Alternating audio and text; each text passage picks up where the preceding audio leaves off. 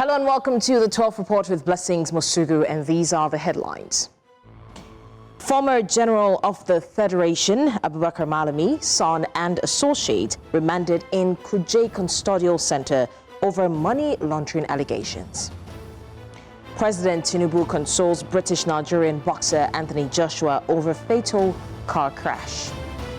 U.S. President Trump warns Iran of possible strike, urges Hamas to disarm after meeting Israel leader Netanyahu. And as usual, we have our reporters stationed across the nation, and we'll be bringing you the details.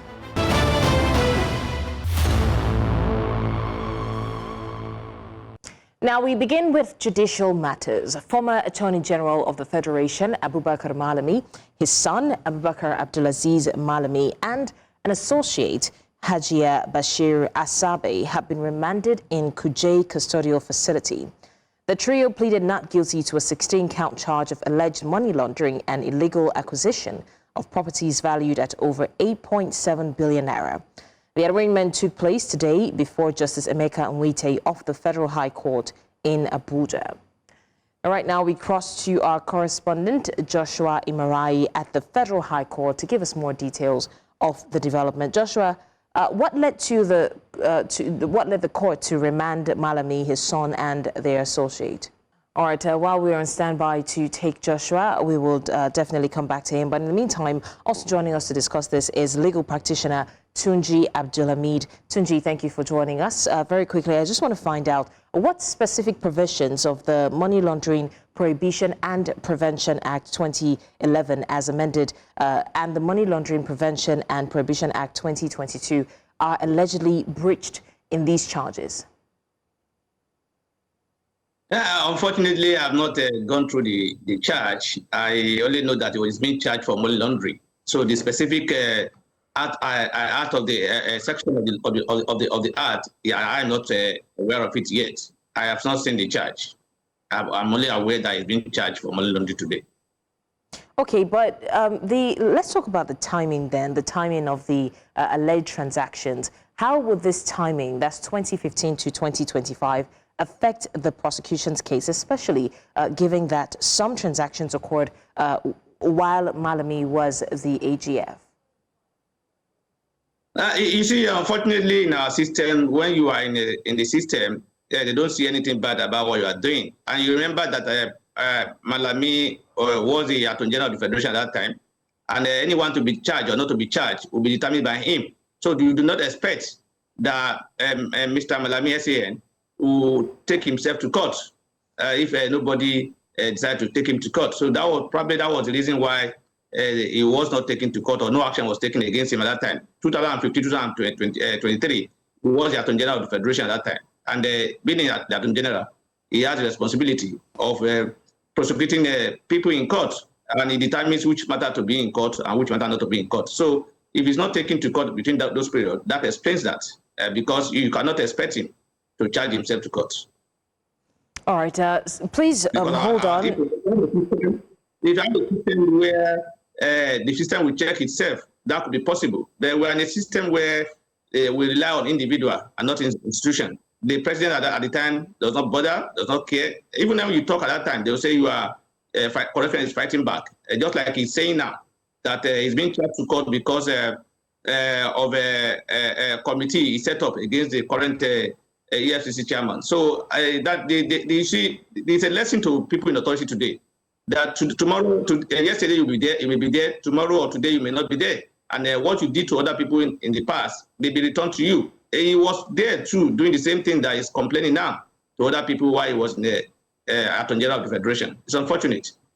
That, all right, Tunji Abdulhamid, if you can hear me, kindly hold on. We have our correspondent at the Federal High Court now. We just want to hear from him, and then we will continue the conversation. Joshua Marai is on standby at the Federal High Court to give us more details. Joshua, what led the court to remand Malami, his son, and their associate?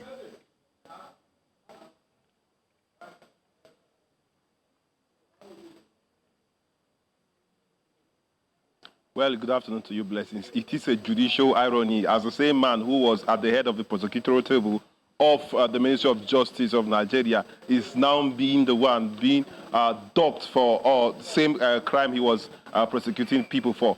What actually led to the remand of the former Minister of Justice, Abubakar Malami, his son, and one of the associates was the fact that upon commencement of proceedings this morning at the Federal High Court in Abuja before Honorable Justice Emeka Nwite, the counsel representing the defendant actually brought to the court an oral application, also informing the court that a form of application was also filed to the prosecution counsel and that they are yet to reply.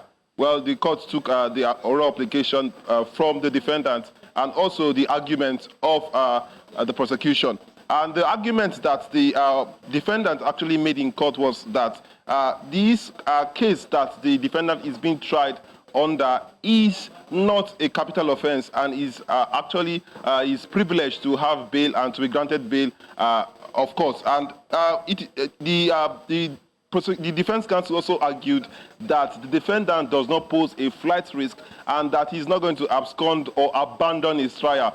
But this position and argument was objected by the prosecution counsel, who told the court that the issue of not absconding, of not being a flight risk, is an issue of fact, and such issue can only be brought to the court through formal application by means of affidavit and evidences.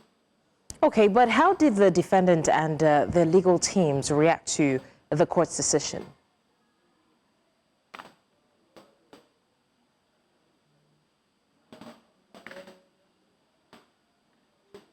Well, the defendant and the legal team seemed comfortable with its ruling because one of the counsels to the defendant actually spoke to newsmen who confirmed that it was just an oral application that was moved, that they are looking forward to the day in court where the formal application will be argued by the respective parties, particularly defense counsel and the prosecution counsel.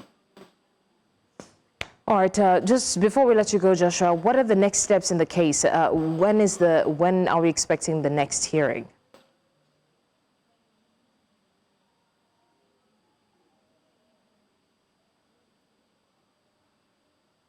Well, Justice Emeka Nwite has adjourned to the 2nd of January 2026 to take argument for the formal application of bail brought before the court by the defendant, Abubakar Malami, as well as his son and one of the associates.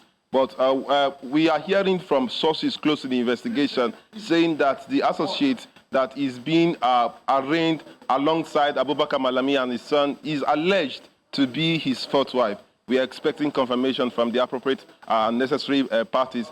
But on the 2nd of January, the court will take argument for the formal bail application and maybe possibly rule on that day, or perhaps take adjournment for the ruling of the formal application. All right, Joshua Marai live at the Federal High Court with the update on the money laundering case. We still have our guest with us who has been on standby as well, the legal practitioner Tunji Abdulhamid. Tunji, I just want to quickly find out, can the defense argue political persecution or bias in high-profile corruption cases? And how does Nigerian case law treat such claims?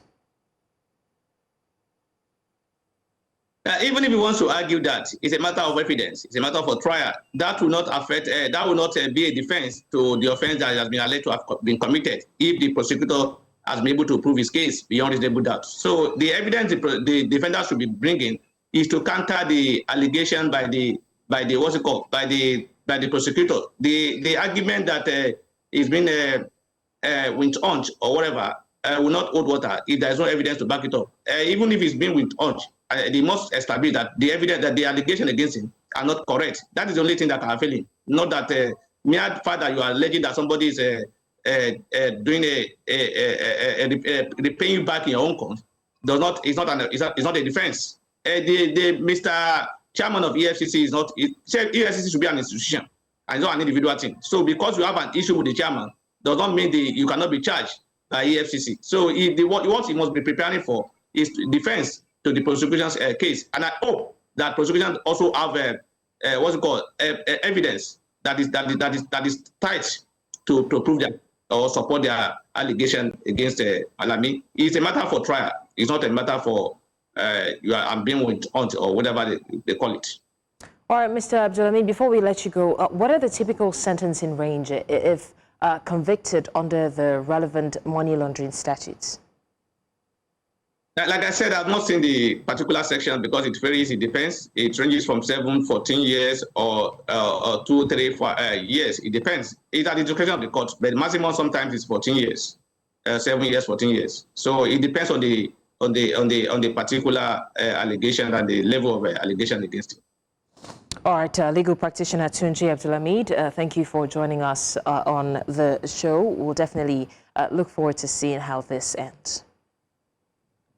You're still live with us on the 12 report. We go on a short break, and when we return, President Tinubu consoles British-Nigerian boxer Anthony Joshua over fatal car crash. We have the details after the break. Stay tuned.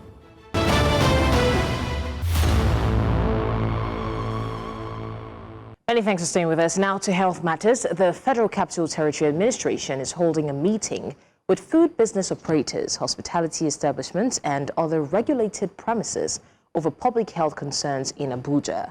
The Department of Public Health says the engagement seeks to clarify grey areas in food safety and workplace health responsibilities as it prepares to implement new compliance measures in 2026. Our correspondent, Idong Joseph, is standing by for update. Idong, can you tell us which stakeholders are present at the meeting and what issues are to be prioritized at this meeting? Okay, here at the Department of Public Health in the FCT, most of the stakeholders here are from the hospitality industry, like hotels, guest house, apartments and suites, food vendors, and even representatives and management from construction companies, financial organizations, and banking institutions. Several of them are here to clear some gray areas which the department said they have observed over some time, and that has been an issue which they have come here to discuss and enlighten some of this management of those regulatory framework which they are supposed to obey and adhere to. So what specific public health concerns are being addressed, and how would they affect businesses in Abuja? Well, some of the areas, some of the concerns here is in the area of violations. Some of the things like pest control. They said some business management have violated this and have faced multiple sanctions from the Abuja Municipal Area Council and also from the Ministry of Health, which they are here to clear those areas. But I will not be the only one speaking here. I have a lawyer with the department here, whom I would like him to also speak on this issue. Sir, please, you can come. Okay, good afternoon once again, sir. Please, you tell us your names, and I want to understand, let Nigerians understand, what are those gray areas that we observed that necessitated very meeting, and what are the measures to be put in place in the year ahead, let's say 2026. All right, thank you very much. My name is Ogenna Alex Ude. I'm a lawyer in the FCT, representing the FCT.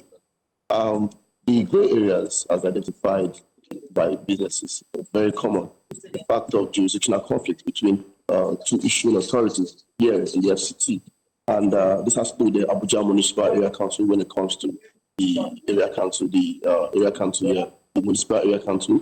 And then we also have other area councils as well as the FCTA. And the gray areas have been clearly, have been cleared by the courts, in various judicial pronouncements, as well as the interpretation of the statutes. And Section 266 of the 1999 Constitution provides clearly for the special status of the FCT, that the FCT is like a state, but then the president is in charge of the FCT.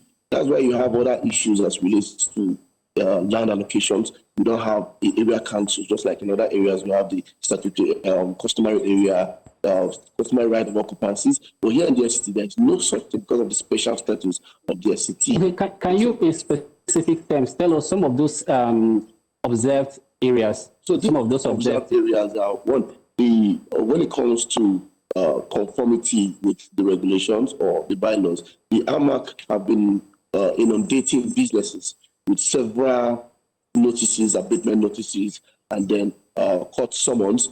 And it's clearly stipulated by the court that they don't have the powers to do that. In BPE versus AMAC, as well as the Vianney International Nigeria Limited Buses, AMAC.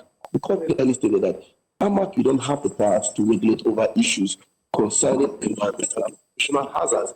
Court also clearly stated that AMAC does not have the powers to regulate on issues or issue abatement notices with respect to food handlers tests here in the FCT. And so the law is the position of the law are clearly interpreted by the courts. And these are declaratory judgments, meaning that they not be stayed, they cannot be stayed. These are the position of the law as it is at this moment. Okay, let's understand. Why have you gathered stakeholders, management of these businesses which we've mentioned? Why have you gathered them today here, and what are the new regulations to be put in place in 2026? Okay, good. Now, the businesses here transcend beyond food. They go up onto all businesses in the FCT are affected by this, to the extent that there is a substantive judgment of the court. And this judgment of the court is not being abided by the AMAC. And so this has brought about several skirmishes, double taxation, issues of double taxation. So this stakeholders meeting is very apt in order for businesses to be aware. It's like an awareness program for businesses to understand that, look, you need to know what the law says. You need to know what the position of the law is with relations to environmental and occupational hazards health services in the FCT, as well as food handlers tests here in the FCT. So businesses now are now aware, and they need to equip themselves with these provisions of the law, and so that whenever AMAC comes to harass them or whatever it is, they know how to seek legal remedies, either by approaching the court or seeking different legal remedies in order to ensure that these issues are put, this harassment and embarrassment are put need to the board. Okay, 30 seconds. Can you All right, help us Idong, if you can understand? hear us. All right, Idong, if you can hear us, unfortunately, we don't have the time to take the last question, but that is Idong Joseph on the environmental health concern. We head now to Gombe State, where an explosion rocked Bagudo General Hospital on Tuesday, damaging parts of the staff quarters but causing no casualties. Security agencies quickly secure the area to prevent further risks. A joint team of police, military and local vigilantes cordoned off the hospital as explosive ordnance disposal and CBRN specialists assessed the scene. Preliminary reports show all staff had evacuated safely before the blast. Authorities say the situation is under full control and investigations are ongoing to determine the cause of the explosion. And to security matters, the Nigerian military is intensifying operations against Boko Haram and ISWAP fighters following recent U.S. airstrikes targeting militant positions in northwest Nigeria. The strikes carried out on Christmas Day were confirmed by Nigerian authorities as part of ongoing counter-terrorism cooperation. Security sources report increased militant movement, with fighters breaking into smaller groups and moving through remote forest routes.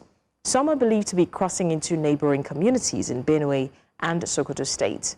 The military has strengthened surveillance, intelligence, and reconnaissance to track fleeing militants and prevent potential attacks on vulnerable populations.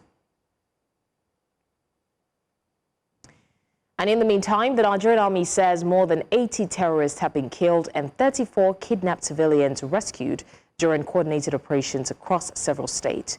The multi-state operations conducted between December 25 and 29 spanned Borno, Adamawa, Sokoto, Katsina, Niger, Zamfara, Plateau, Delta, Cross River, and the Federal Capital Territory. In Borno, combined air and ground missions neutralized ISWAP and Jazz fighters while destroying key logistics hubs. Troops also repelled attacks in Niger and Katsina, rescuing civilians and recovering stolen livestock. Additional rescues and arrests of armed robbery suspects, illegal miners, and suspected sea pirates were reported in Kebbi, Plateau, and other states. The Nigerian Air Force added that precision airstrikes in Zamfara significantly degraded bandit enclaves, weakening criminal networks across the region. Away from that now, President Bola Tinubu has commiserated with Nigerian-British boxing star Anthony Joshua following the tragic road accident in Ogun State that claimed the lives of two of Joshua's associates. The fatalities were identified as Joshua's close friends and team members Sina Gami and Latif Ayodele. Joshua, who was seated in the back of the vehicle, sustained minor injuries and was taken to hospital for medical checks.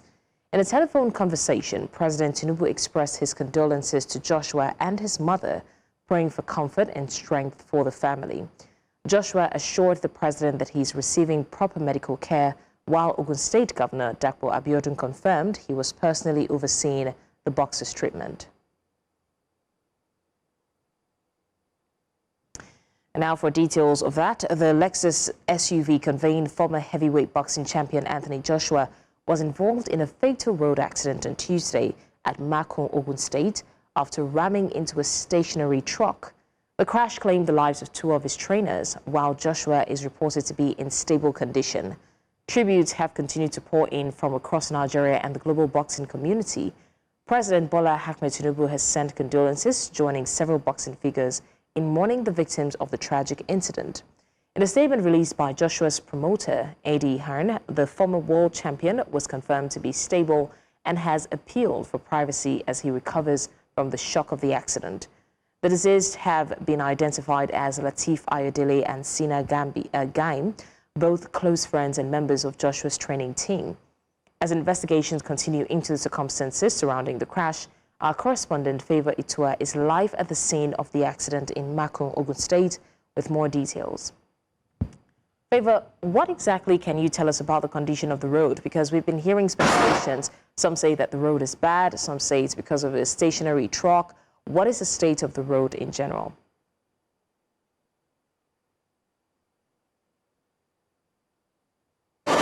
Blessings. Good afternoon. We are live here at the scene where the accident took place on Monday afternoon. As you can see, this is the exact spot where the crash happened. We still have debris of the vehicle that Anthony Joshua was in when he crashed. Now, the state of the road is motorable, it's quite good. I mean, smooth road. You can see as vehicles are going out, going through and passing, without any impediment. But so far, so good. The vehicles have been taken off the road, but we can still see traces of the the vehicle. And just to also add, just about some minutes ago, the Federal Road Safety arrived at the venue to further continue investigation as to what really went down and what happened. And I'll be joined, let me go straight to talk to the zonal commander representing the Ogun State and of course Lagos State. Ma Oladayo, you're live on News Central TV. You're live at the scene. Can you tell us if there's more updates from what happened? Good afternoon. We just came to ascertain to see the scene of the crash and to get eyewitness accounts of what actually happened. The vehicle was parked here. The truck was parked here, ready to offload soya beans. So the Jeep was coming from Lagos and ran into it. The vehicle was parked at the hard shoulder, not on the road. So obviously it's more of like overspeeding. We suspected that the vehicle was overspeeding and they're probably trying to overtake wrongfully. Probably what happened. There's been different accounts. I mean, some have said the tire got busted and that's why the driver lost control. We've also heard accounts of overspeeding. And I mean, some are also saying how... From what happened, from what we have seen, going by the analysis of what we have seen, the vehicle was parked here, stationed here, and it was not on the road. So the vehicle coming from Lagos, Jeep carrying the passengers, was coming from Lagos, obviously, and it just ran into it. You understand? So it was not an account of tire bursts, because we have asked there's some witnesses here that saw what happened when the incident happened. It was not a tire burst issue. We didn't see anything like tire burst. It was more of overspeeding and loss of control. So, what is the official speed limit on this expressway? This is expressway, 100 kilometers. From the zonal commander representing Ogun State and Lagos State, I'd also get an eyewitness report. A young man who also witnessed what happened, on the scene. Kindly tell us your name and Sadiq. Okay, you witnessed the accident happen. Can you tell us what you saw and how it happened? I see it happen. I there inside. I just hear boo for outside. I just came say make I come share what's happened. I just see that it's accident. We see white man in the ground, 2 white men in the floor. So we go there to rescue them. So one person just dey shout, one white man still there inside that motor, one white man still there inside that motor. Mo reach there, Mo rescue that person. It be like Anthony Joshua. Everybody just dey shout Anthony Joshua, Anthony Joshua, Anthony Joshua. He just sit down inside that motor, nothing do him. No get injury, just but he go fair get small this thing for body, but he dey inside that motor, nothing do him. Everybody just dey doing video. So police immediately they quickly reach there. Immediately they not there at all. They do their work away. So they just now they come rescue him with him driver. Okay. So they reach there immediately. So they rescue him. One soldier in our this around, he just use and even though me try doing picture, you can see it. So that is the only thing we happen with that. Okay, Blessings, one thing we can confirm is the initial story of Anthony Joshua going to Lagos is not the case. He was leaving Lagos, heading towards Ogun State. That we can confirm. And also, of course, 2 persons have been confirmed dead. And of course, Anthony Joshua is still receiving treatment and responding to treatment. We're still, around the scene. And of course, investigations continue, even with the presence of the Federal Road Safety, hoping to bring, tell us more and details into the condition of the vehicle, or probably what the kind of speed the vehicle was when it happened. But one thing we can also let you know again is that from the reports and of course from the FRSC, there was no tire burst, but a suspected case of overspeeding. All right, Favour Tour there with more updates. It's quite a tragic situation, and thankfully we're getting some more clarity on this case. Favour, we will definitely be on standby if anything else pops up regarding the investigation. That is the investigation with regards to the accident that happened yesterday involving the champion Anthony Joshua and unfortunately his 2 friends who lost their lives. And we'll definitely bring you more updates as that unfolds. Now, in a related development, the Nigerian Union of Journalists has confirmed the death of 6 staff members of the Nigerian Television Authority, NTA Gombe, following a road crash along the Billiri Kumo Road in Gombe State. NUJ National President Alhassan Yahya said the victims were returning from the wedding ceremony of a colleague in Billiri local government area where the accident occurred on Monday. Those who lost their lives include Manu Haruna Kwame, the manager administration, Zara Umar, manager news, Isa, and editor, Musa Tabra, a retired manager news, Aminu, a driver, and Adams, the head of Star Times operations. 4 other staff members sustained varying degrees of injuries and are currently receiving treatment at health facilities across the state. The tragic incident has thrown the media community into mourning and renewed concerns over road safety in the country.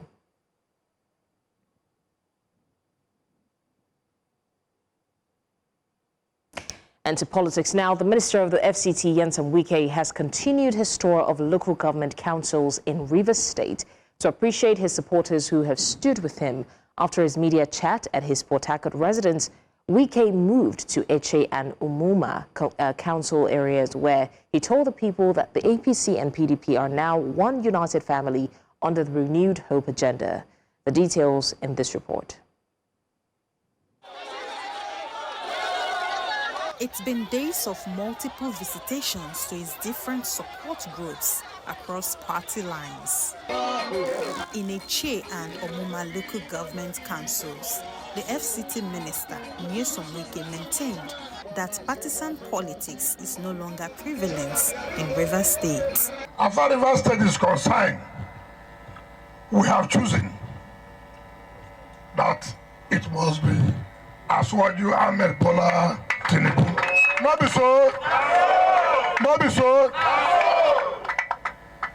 So, that one, no grammar there for that one.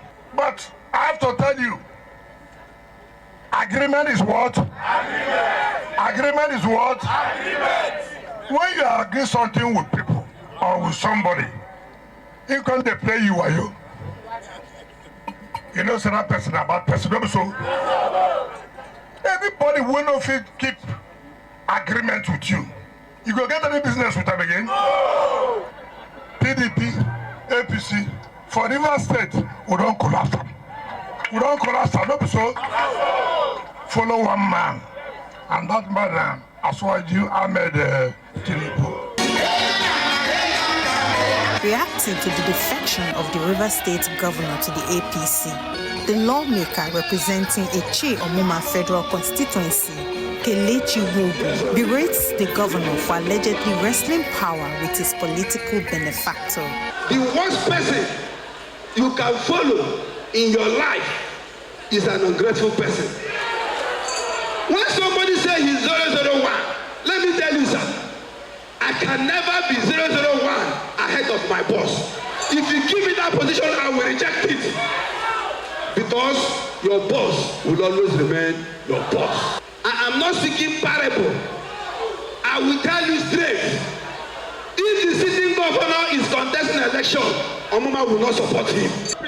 Other stakeholders assured the FCT minister that they would work with him to ensure the re-election of President Tinubu. Your Excellency, let me assure you, because election is not by size or by height, Omuma will be the first local government to deliver President Ahmed Tinubu. In governorship election here in River State, Your Excellency, where you go, go. Where you stand, will stand.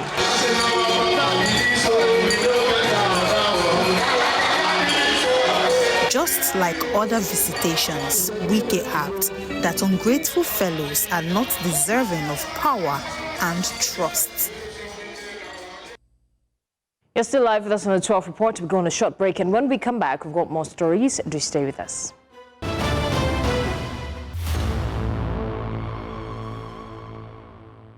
Many thanks for staying with us. Now, the Deputy Speaker of the House of Representatives, Benjamin Kalu, has dismissed online criticism of his political ambitions and publicly argued Abia State Governor Alex Otti to join the All Progressives Congress APC. Kalu made the call during his annual Christmas outreach in Bende, Abia State. Speaking at his country home in Bende local government area, Benjamin Kalu said he would not be intimidated by online attacks, insisting his political position remains firm. The Deputy Speaker used the occasion to invite Governor Alex Otti to defect to the APC, pledging his support if the governor makes the move. The remarks have generated reactions among residents with differing views on party politics and governance. In fact, it is governorship. If I change my clothes and wear something, it's governorship. If I say hello to somebody, it is governorship. If I visit anybody, it is governorship. If I'm building structure for the president, it is governorship. I want to ask you, am I not fit enough to run for governorship? Let me go and tell them, let them pray that I don't come out. If I come out, we will run it and run it well. I want to use this opportunity again publicly to join him to come to our party. If he comes to our party, we will support him. But if they are in another party and they promise president they want to work for president, we are saying fa fa fa.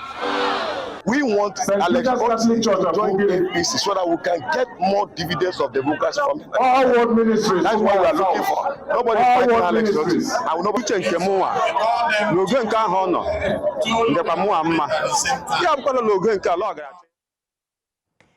Still talking politics, in Kogi State, Governor Usman Ododo has flagged off the All Progressives Congress election membership, electronic membership registration exercise in the state. The governor launched the program at his Upuguru ward in Okene local government area, marking the official start of the APC e-registration across Kogi State. Governor Ododo validated his membership on the party's digital platform and urged residents to register en masse, describing the exercise as a step towards strengthening party organization and internal democracy ahead of the 2027 general elections. The APC chairman in the state says the party must consolidate its structure as the opposition weakens nationwide, noting that the e-registration will improve mobilization and grassroots participation. We have scheduled this to commence on the 2nd of January 2026. But with the fact that Kogi State, and specifically Kogi Central, and especially and particularly Ebiras and Upogoro community, we are eager, my people are eager, that they cannot wait any longer because they want to show gratitude to the Abia and to President Bola Ahmed Tinubu. Kogi is APC, APC is Kogi. Kogi Central is APC, APC is Kogi Central. And of course, Upogoro community is 100% APC. Today, there is no viable opposition. No opposition at all. They've all fizzled out. It is on this note we want to register our members across the country, across the 774 of this country, so that we can have a formidable party membership, which we can rely on for any election. And now the Borno State Governor, Professor Babangana Zulum, has presented an ambitious 2026 appropriation bill to the Borno State House of Assembly, focused on improving security, strengthening human capital development, and providing infrastructure as key drivers of the state's economy. While presenting the budget, Governor Zulum says that the 2026 fiscal plan builds on previous achievements and investments, particularly in education, health, and public infrastructure, which he describes as the backbone of a sustained development plan. News Central's Umoru Kirawa completes the report. Nigeria's northeast is recovering from years of conflict. Governor Babangana Zulum, alongside his entourage, head to the State House of Assembly to present the state's budget, which is expected to set the pace for improved security, development of human capital, and provision of infrastructure, amongst others. We shall spend our last kobo so that our people will close their eyes and sleep. This administration has proposed a total budget of 890 billion, 331 million naira, 606,000 for the 2026 fiscal year.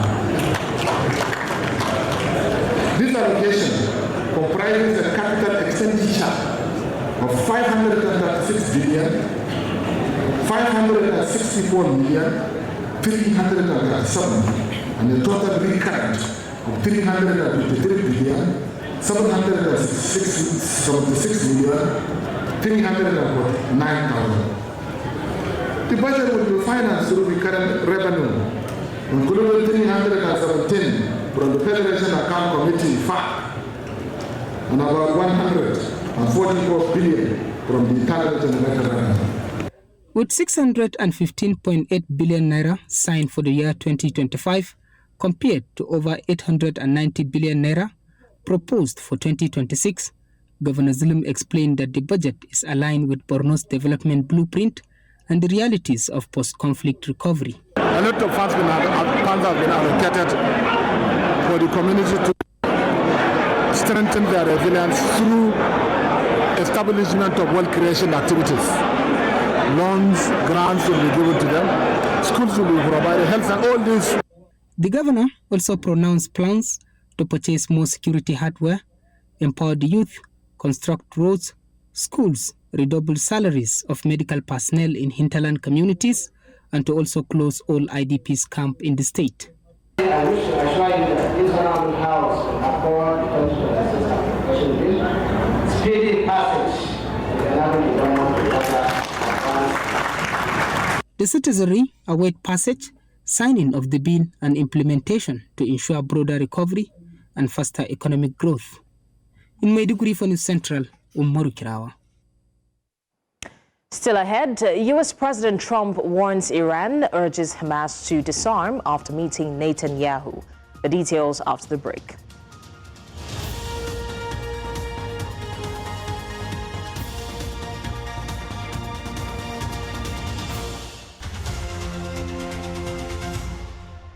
And now to foreign stories. President Trump is pushing to fast-track phase 2 of the Gaza peace plan, insisting Hamas must disarm quickly or face serious consequences.